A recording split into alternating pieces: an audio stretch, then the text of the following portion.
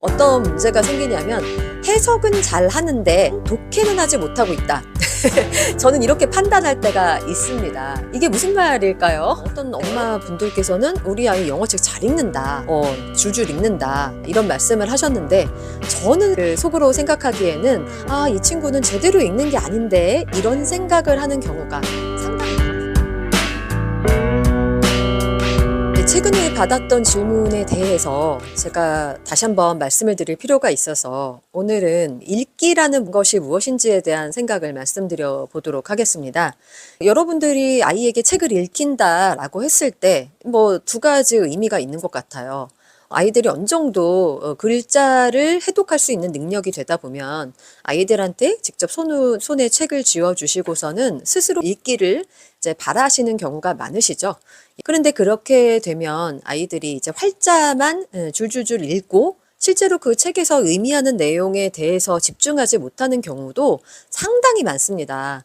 제가 아이들을 직접 지도할 때 정말 수도 없이 경험했던 사례들이 있거든요.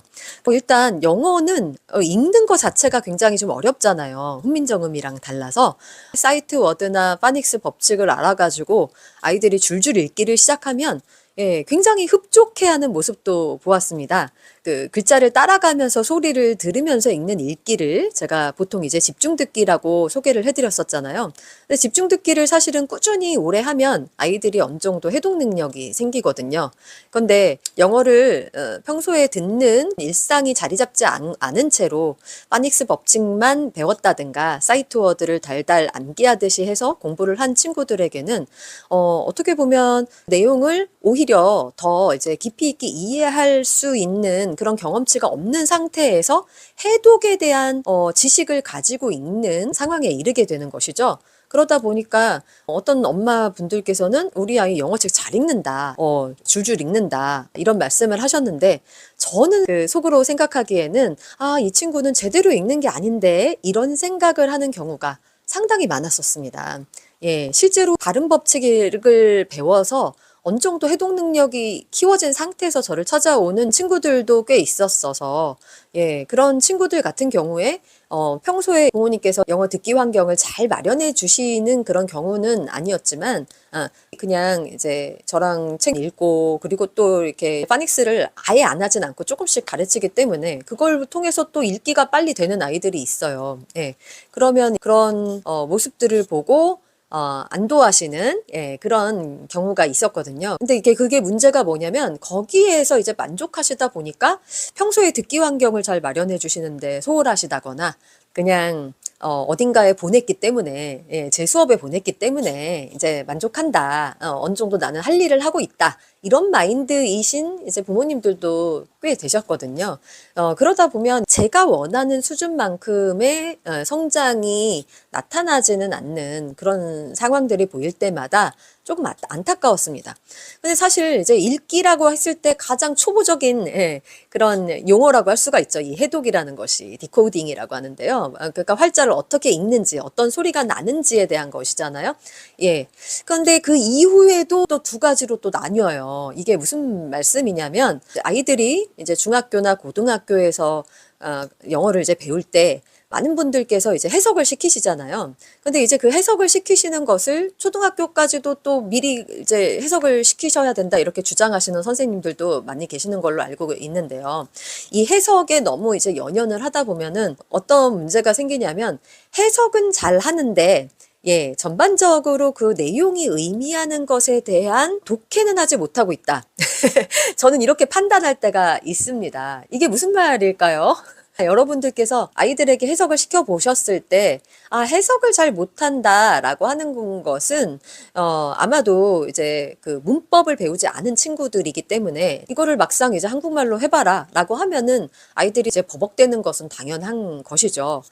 그런데 조금 이제 생각을 다르게 해보셔서 실제로 문법 법칙을 먼저 이렇게 배운 그런 친구들을 생각해 보시면 문법 법칙에 맞게 해석을 하느라 이거는 의역이 필요한 문장인데도 불구하고 그 법칙에 맞게 해석을 정확하게 해내느라 뭔가 어색한 문장이 되는 경우가 상당히 많이 있습니다. 예를 들면 최근에 제가 아이들을 가르쳤을 때 나왔던 표현인데요. Living in the country was A dream come true for Joe's family. 이제 이분들이 이제 도시 생활을 하다 보니까 시골에서 사는 것을 굉장히 소망하면서 살아오다가 이제 이사를 하는 장면에서 나오는 말이거든요. 근데 이거를 이제 문법적인 지식으로 배웠던 친구들은 living in the country, 그러니까 뭐 시골에서 사는 것은 was a dream come true 라는 말을 갑자기 나오면 중간에 문장이 하나 딱 튀어나온 거잖아요. 그러니까 이거는 명사나 형용사여야지만 이게 여기 자리에 이제 해석이 되는 거 아니에요? 무엇이었다 라거나 어떤 상태였다 이래야 되는데 a dream come true 라는 말은 문장이잖아요. 그러니까 이게 뭐 쉽게 생각을 하면 소원 성취를 했다 뭐 이런 말이잖아요. 그런데 이런 이야기들을 이제 문법을 많이 배운 친구들은 이제 해석에 이제 급급하다 보니까 이런 것들 이제 스무스하게 넘어가는 게 훈련이 안 된 친구들은 여기서 살짝 이렇게 막히게 되는 경우가 생기는 것이죠. 때로는 이제 형용사도 주어 자리에 오기도 하고 동사가 주어 자리에 올 때도 있거든요. 그런 거는 이제 맥락에 따라서 스토리의 흐름을 잘 따라가는 친구들에게는 하나도 어렵지가 않은 그런 문장들인데 이것을 정확하게 해석하느라 또 한번 뇌에서 우리말 회로를 돌리는데 우리말 회로가 또 그 문법 용어와 같이 더불어져서 막 생각이 안 날 경우에 다음 글을 이제 술술 넘어가면서 읽어야 되는데 그런 부분들에서 더 어려움을 겪는 것이죠. 그러다 보니까 이 독해 시간도 많이 떨어지고 전반적으로 통으로 그 내용을 이해하는 게 굉장히 어려움을 느낀단 말이에요. 그래서 물론 이런 것들이 하나도 필요 없다라는 것은 아닌데 해석을 하더라도 어느 정도 문법을 배운 이후에 그래서 이제 중학교, 고등학교쯤 가서 해도 저는 늦지 않다고 생각을 해요. 왜냐하면 아이들이 수없이 많은 이렇게 문장을 맥락에 따라서 듣기로, 읽기로, 보기로 막 경험을 하게 되면 어느 순간 주어가 좀 길더라도 어디까지가 주어구나 라는 것을 아이들이 알게 되거든요. 근데 이런 것들을 굳이 해석을 시키는 일을 초등학교 때 그렇게 많이 한다라는 것은 오히려 그 스토리를 통으로 이해하고 그 맥락에 따라서 독해를 해내는데 오히려 어려움을 겪게 할 수가 있다라는 생각이 있기 때문에 저도 그 많은 이제 한 챕터를 읽더라도 그 중에서 몇 개의 문장만 가지고 연습을 해볼 뿐 이거를 막 일일이 해석시키면서 책을 읽는다라는 것은 오히려 아이에게 커다란 짐이 될 수 있고 영어 흥미를 떨어뜨리게 할 수 있는 그런 부모님의 행위가 될 수가 있다라는 것을 다시 한번 좀 말씀을 드리고 싶습니다. 이 얘기 되게 오랜만에 하는 것 같아요. 사실은 이 엄마표 영어가 굉장히 좀 어렵죠. 그러다 보니까 그동안 이제 공사교육에 계시는 선생님들도 우리 아이는 좀 다르게 가르치고 싶다 이렇게 말씀을 하셨거든요. 그래서 일단 이제 이게 어느 정도 엄마가 영어가 되시는 분들은 그 내용을 좀 파악하셔서 읽기 연습을 하면 당연히 좋습니다. 그래서 뭐 저도 처음부터 아이들을 가르쳐야지 하고 엄마표 영어를 시작했던 것은 아니기 때문에 초반에는 읽어주는 방법을 엄청 이제 막 배우려고 하지는 않았어요. 다만 이 과정에 좀 아이가 스스럼 없이 좀 다가갈 수 있도록 역할을 좀 해주고 싶어서 내용을 전반적으로 줄거리를 알고 뭐 여기에 나와 있는 제가 보기에는 너무 답답한 문법에 대한 그 내용들이 있잖아요. 뭐 웬트를 뭐 같다라고 꼭 말을 해줘야 되냐 말아야 되냐 뭐 이런 거가 아무래도 초보이신 분들은 아마 궁금하실 텐데요. 이거를 저도 처음에 막 되게 헷갈렸던 기억이 나거든요. 근데 아주 자세하게 해석하지 않아도 수없이 많은 문장을 자연스럽게 듣고 그리고 우리말의 인풋도 되게 중요하다고 생각합니다. 그러니까 우리말 인풋이 충분히 안 돼 있는 상황에서 영어 인풋만 된다. 이러면 당연히 그러니까 그 문장을 예로 들면 뭐 소원 성취였다. 이런 말이 떠오르기가 힘들잖아요.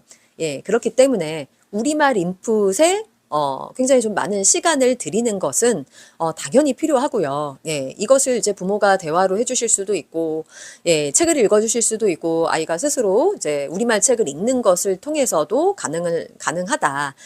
그래서 어떤 스토리의 맥을 짚어 나가는 그런 훈련이 된 친구들은 평소에 영어 환경이 잘 적용이 되어서 듣기가 좀 무르익은 친구들에게는 오히려 이제 술술 내용을 그냥 해석을 하나하나 하지 않아도 이해하고 넘어갈 수 있는 힘이 생긴다라는 것입니다. 아마도 이제 여러분들이 학습 방식의 엄마표 용어도 요즘에는 막 그 용어를 많이 사용하셔서 내가 엄마표 용어를 하는데 학습 방식이었네? 이런 것을 아마 깨닫게 되시는 분들도 계실 겁니다.